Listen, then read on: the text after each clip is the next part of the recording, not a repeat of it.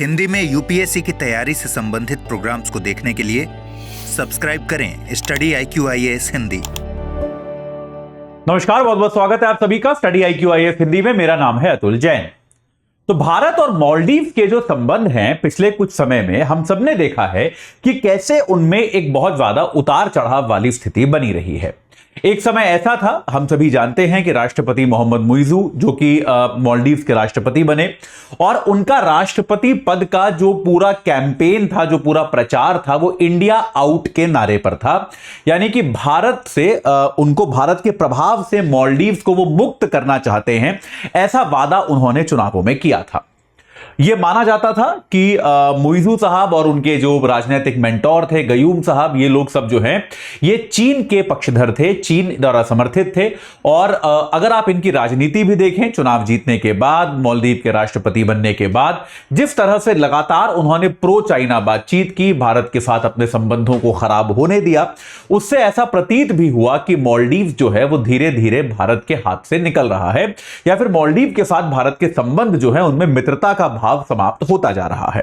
लेकिन पिछले कुछ समय से, जब से मालदीव गहरे आर्थिक संकट में फंसा और उसके साथ के साथ चीन की अर्थव्यवस्था भी जो है उसकी स्थिति खराब हुई, तो मालदीव एक बार दोबारा से भारत की तरफ जो है रिश्तों में एक गर्माहट लाने की कोशिश कर रहा है। और इसी प्रयास में मालदीव के राष्ट्रपति मोहम्मद मुइज़ू भारत आए हैं। भारत में वो क्या कर रहे हैं, क्या सहयोग की अपेक्षा वो करते हैं, इसके बारे में अगले 5-7 मिनट में हम बस चर्चा करेंगे। लेकिन उसके पहले आपको बता दूं, 2025, 26, 27 जिस भी वर्ष आप यूपीएससी का एग्जाम देना चाहें, हमारा P2I कोर्स उस वर्ष के लिए उपलब्ध है। याद रखिए, 2025 वाला कोर्स जो है अब फास्ट ट्रैक है क्योंकि समय बहुत कम बचा है। एजे लाइव कोड लगा के आप इससे 20,999 में जुड़ सकते हैं, 21,000 में। आप इसको, ये 11 तारीख से शुरू हो रहा है, फास्ट ट्रैक कोर्स है, तो थोड़ी सी अगर आप स्पीड से तैयारी कर पाए तो ही इससे जुड़िएगा। 2026 वाला कोर्स जो है ये भी 11 तारीख से शुरू हो रहा है, 29,999 का मिल जाएगा एजे लाइव कोड लगाकर। इस कोर्स में आपको हम पहले बेसिक पढ़ाते हैं और उसके बाद जो है यूपीएससी लेवल पर लेकर जाते हैं। यही सेम अप्रोच 2027 में होती है, और ज्यादा ध्यान से बेसिक पढ़ाए जाते हैं और लंबे समय तक पढ़ाए जाते हैं। रिवीजन के लिए ज्यादा टाइम दिया जाता है। तो तीनों में से किसी भी वर्ष आप एग्जाम दे रहे हो, आप एजे लाइव कोड लगाकर जुड़ सकते हैं।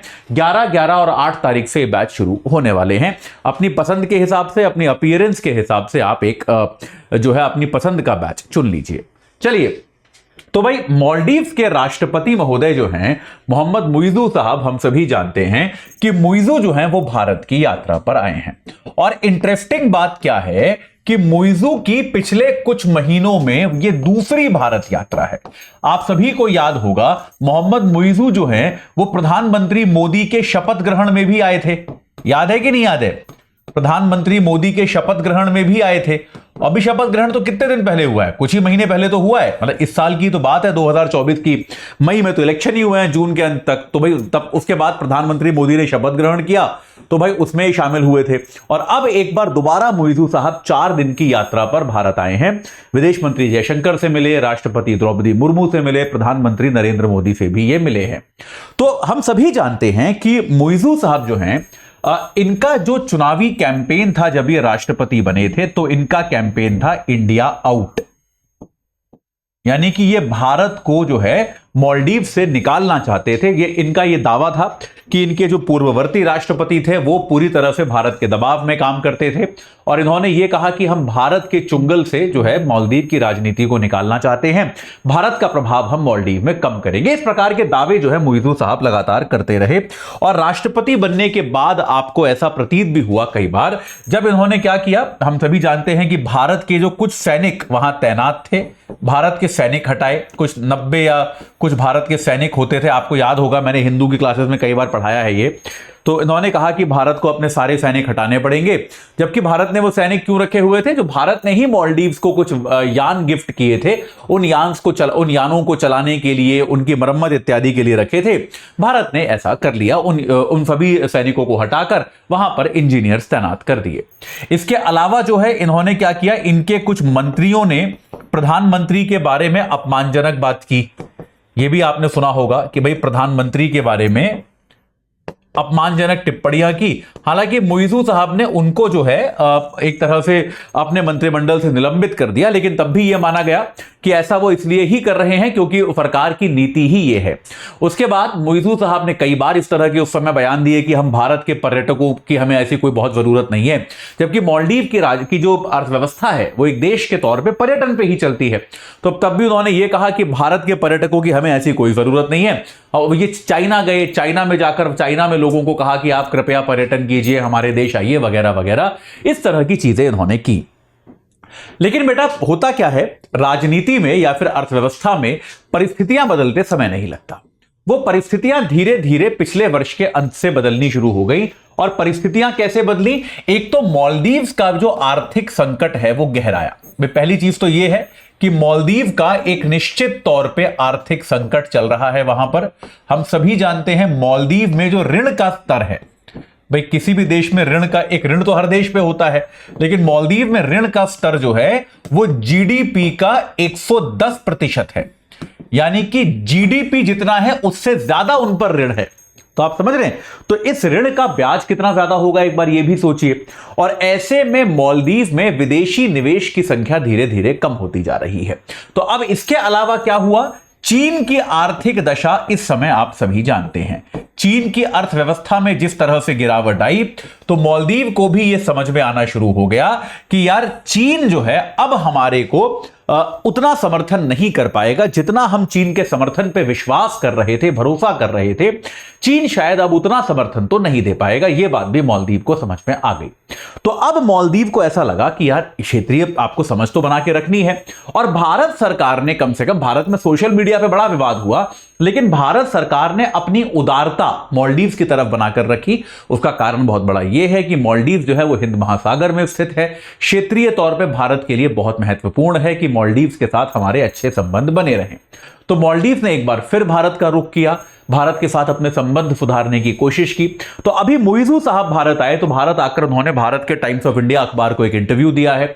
उस इंटरव्यू में उन्होंने कहा है कि हम ऑब्वियसली सबसे पहले तो अपने देश के बारे में सोचेंगे, लेकिन हम कोई भी ऐसा कदम नहीं उठाएंगे जिससे भारत की सुरक्षा को समझौता हो। उन्होंने कहा कि भारत की सुरक्षा को खतरा हो, ऐसा कोई भी कदम मालदीव से नहीं उठेगा। यह बात उन्होंने मालदीव के राष्ट्रपति ने कही है, क्योंकि याद रखिएगा एक विवाद यह भी हुआ था कि चीन ने अपना एक जासूसी यान, एक जासूसी जलपोत जो है वो मालदीव भेजा था, जिसको कहा था कि रिसर्च व्हीकल है। और आमतौर पे कोई देश ऐसे जलपोत को अपने यहां आने नहीं देता, मालदीव ने आने दिया था। तो उससे भारत की सुरक्षा पर भी एक सवालिया निशान लगा था। तो लेकिन अब मालदीव ने कहा है कि हम भाई भारत की सुरक्षा को किसी भी तरह का खतरा नहीं होने देंगे। ऑब्वियसली अपने देश को हम प्राथमिकता देंगे, लेकिन भारत की सुरक्षा को भी हम बनाकर रखेंगे, बचाकर रखेंगे। यह बात उन्होंने कही है। साथ के साथ वो क्या चाहते हैं कि भाई वो एक ग्रेटर माले कनेक्टिविटी प्रोजेक्ट जो है, कि उनके देश में इंफ्रास्ट्रक्चर को लेकर जो ग्रेटर माले कनेक्टिविटी प्रोजेक्ट है, उस प्रोजेक्ट को लेकर ये बड़े उत्साहित हैं और ये चाहते हैं कि भारत जो है निरंतर इस प्रोजेक्ट में निवेश करे और भारत का निवेश यहां बनता रहे, जिससे उनके देश में पानी की समस्या, सीवेज की समस्या इत्यादि जो है ये सबकी सब सुलझती रहे। ये बात इन्होंने कही है। भारत की ओर से भी प्रधानमंत्री नरेंद्र मोदी ने कहा है कि भाई मालदीव हमारा पड़ोसी है और हम अपने पड़ोसी का जो है बहुत सम्मान करते हैं, बहुत उनकी इज्जत करते हैं, और हमेशा हम मालदीव में आने वाली किसी भी समस्या पर we will be the first responder. पहला जवाब जो है, पहली मदद हम ही करेंगे, चाहे वो कोविड की वैक्सीन हो या कोई और मुद्दा हो, हमेशा सबसे पहली मदद भारत करेगा। ये उन्होंने आश्वासन दिया है। और साथ के साथ प्रधानमंत्री ने, भारत सरकार ने आज ये भी किया है कि मालदीव के साथ $400 मिलियन का करेंसी स्वैप, मुद्रा स्वैप समझौता साइन किया है। यह मुद्रा स्वैप समझौता क्या होता है? देखिए, मुद्रा स्वैप समझौते का मतलब यह होता है कि आप एक दूसरे से, मतलब जिस मुद्रा में आपको पैसा चाहिए, आप उसकी बजाय दूसरी मुद्रा में पैसा लेने लग जाओ। देखिए हुआ क्या है कि अब जैसे मालदीव ने मान लीजिए भारत से ऋण लिया या किसी और देश से ऋण लिया, तो उस ऋण को अगर उन्हें डॉलरों में चुकाना पड़ रहा है तो उनका जो विदेशी मुद्रा भंडार है वो बहुत कम होता जा रहा है। यह माना जा रहा है कि मालदीव का विदेशी मुद्रा भंडार जो है वो इस समय $440 मिलियन के आसपास आ गया है, जो कि डेंजरसली कम है। बहुत ज्यादा खतरनाक तरीके से कम है ये विदेशी मुद्रा भंडार। और ये मतलब केवल कुछ समय के आयात के लिए ही काफी है। तो ऐसे में अगर आपको विदेशी ऋण का ब्याज जो है वो डॉलरों में चुकाना पड़ रहा है तो ये और कम होता जाएगा। तो वहीं पर अगर आपने करेंसी स्वैप कर लिया, भारत ने मुद्रा स्वैप का एग्रीमेंट साइन कर लिया, तो इसका मतलब क्या है कि मालदीव भारत का जो ऋण है वो अपनी मुद्रा में ही चुका देगा, तो भारत उसको मान लेगा। हालांकि भारत को इसमें थोड़ा सा नुकसान होगा, करेंसी कन्वर्जन की जो कॉस्ट होगी वो भारत को बेयर करनी पड़ेगी, लेकिन एक अच्छा पड़ोसी होने के नाते भारत उस कॉस्ट को बेयर करेगा, उस कीमत को वसूल मतलब उस कीमत को जो है वहन करेगा। और भारत ने ये $400 मिलियन का मुद्रा स्वैप एग्रीमेंट जो है ये साइन किया है मालदीव्स के साथ, ताकि मालदीव्स का जो विदेशी मुद्रा भंडार है वो ड्विंडल ना हो, वो कम ना हो।